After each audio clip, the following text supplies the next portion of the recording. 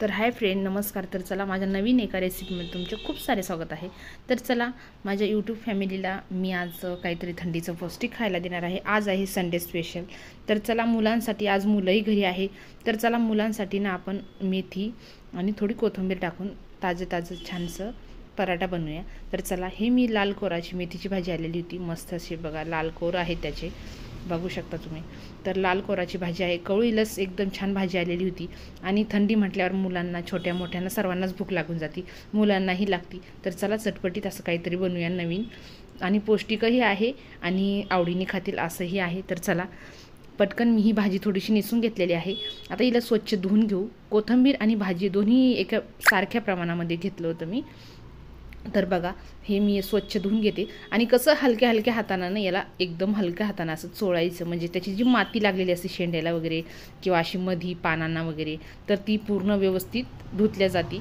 तर तुम्ही बघू शकता. तर कारण आपण ज्यावेळेस आपण मेथी निसतो का त्यावेळेस पण झटकून घ्यायची, म्हणजे माती असलेली निघून जाते. तर बघा, याला काही जास्त माती किती नव्हती, म्हणून मी एकाच पाण्यात धुतलेली आहे. जास्त माती लागलेली असेल तर तुम्ही 2-3 पाण्यात नक्की धुवून घ्या, कारण माती पोटात जाणं चांगलं नाही, हे तुम्हाला चांगलं माहिती आहे.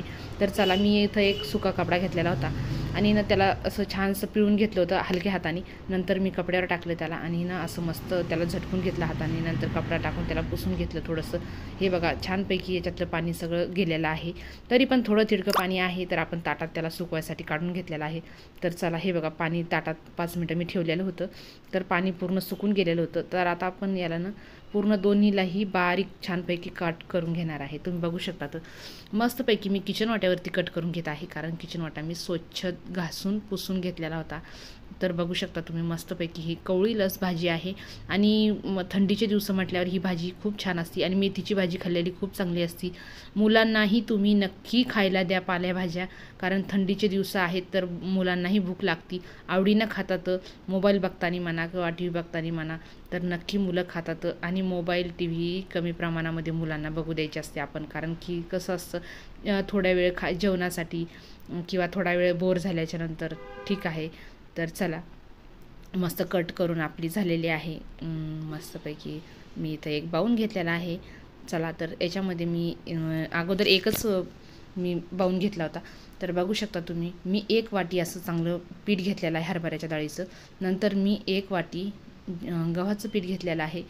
तुम्हाला जर असं वाटत असेल तर थोडंसं तुम्ही, तुमच्याकडे ज्वारीचं पीठ असेल तर तुम्ही टाकू शकतात. तर चला, मी 1.5 वाटी गव्हाचं पीठ, 1.5 वाटी बेसन पीठ घेतलेलं आहे. आणि हे ना 2 छानपैकी कांदे कट करून घेतलेले होते. तर बारीक कट करून घेतलेले होते कांदे, एकदम बारीक कट करायचे. आणि हे जे आपण मेथी आणि कोथिंबीर कट करून घेतलेली होती, ही बारीक कट करून आपण बाजूला ठेवली होती, तीही यामध्ये टाकून घेतलेली आहे. आणि चला, हे मीठ आहे, आणि चवीनुसार मीठ, लसण आणि मिरची घेतलेली आहे. मिरची तुम्हाला, छोटे मुलं असेल तर तुम्ही कमी जास्त मिरचीचं प्रमाण करू शकतात. आणि तुम्हाला जर आवडत असेल तर यामध्ये तुम्ही जिरे ॲड करू शकतात. आम्हाला कच्चे जिरे ह्यामध्ये आवडत नव्हते, म्हणून मी ॲड केले नव्हते. तर चला, छानपैकी याला मिक्स करून घेऊया. मिक्स करून झाल्याच्या नंतर मी ह्यामध्ये ना आता मी टाकून घेणार आहे. बघू शकता तुम्ही, जे आपण ते पाणी बनवलं होतं, मिक्सरमधलं मिश्रण काढलेलं, ते पाणी टाकायचं. थोडंसंच पाण्यामध्ये करून घ्यायचं, कारण तेवढं पाणी आपल्याला बस होत होतं. तर तुम्ही बघू शकता, तेवढ्या पूर्ण व्यवस्थित तेवढ्याच पाण्यामध्ये भिजून झालेलं आहे आपलं पीठ.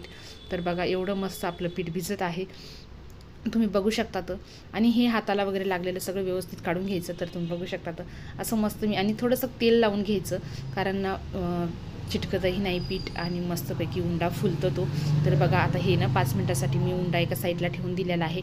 तर बघू शकता तुम्ही, मस्तपैकी एक कोळपाट घेतलेला आहे, आणि एक पतलासा एक कापड घ्यायचं. तुम्ही हातरुमाल किंवा नॅपकिन वगैरे घेऊ शकतात छोटी. तर तुम्ही चला, मी हा छोटासा कपडा आहे तर तो घेतलेला आहे मी. तर चला, हा छोटा हातरुमाल होता, तो घेतलेला आहे, व्हाईट हातरुमाल. तर चला, आता मी इकडे तवा तापायला ठेवला होता, आणि आपल्याला जेवढं पाहिजे ना छोटंसं आकाराचं, कारण आणि कडक बनवायचं, म्हणजे मुलंही आवडीने खातात. तर चला, मी मस्तपैकी एक गोळा बनवून घेतलेला आहे, आणि थोडंसं पाणी टाकून घ्यायचं त्यावरती. आणि एका बाऊनमध्ये मी कपडाही वल्ला करून घेतलेला होता अगोदर, प्यायचं पाणी घ्यायचं. तर चला, मस्तपैकी याला ना आपण छानपैकी करून घेऊया. तर बघा, तुम्ही पतले तयार झालेला आहे. इकडे तवाही आपला खूप छानपैकी तापलेला आहे, तुम्ही बघू शकता, मस्त तवा तापलेला आहे. आणि याला ना होल पाडायचे, म्हणजे आपण तेल टाकलं ना तर पूर्ण व्यवस्थित हे ना छानपैकी भाजल्या जातं, कच्चं बिलकुल राहत नाही. आणि थोडं मिडियम गॅसवर राहू द्यायचं, जास्त फुल पण नाही करायचं आणि जास्त कमी पण नाही करायचं, म्हणजे आपलं हे छान भाजलं पाहिजे धपाटं. धपाटे म्हणा, पराठे म्हणा. आता आमच्या घरी कसं मेथीचे धपाटे म्हणतो आम्ही. तर आता कसं ज्याच्या त्याच्या पद्धतीनं तुम्ही काही याला बोलू शकतात. धपाटं बोलू शकतात, पराठं बोलू शकतात मेथीचा.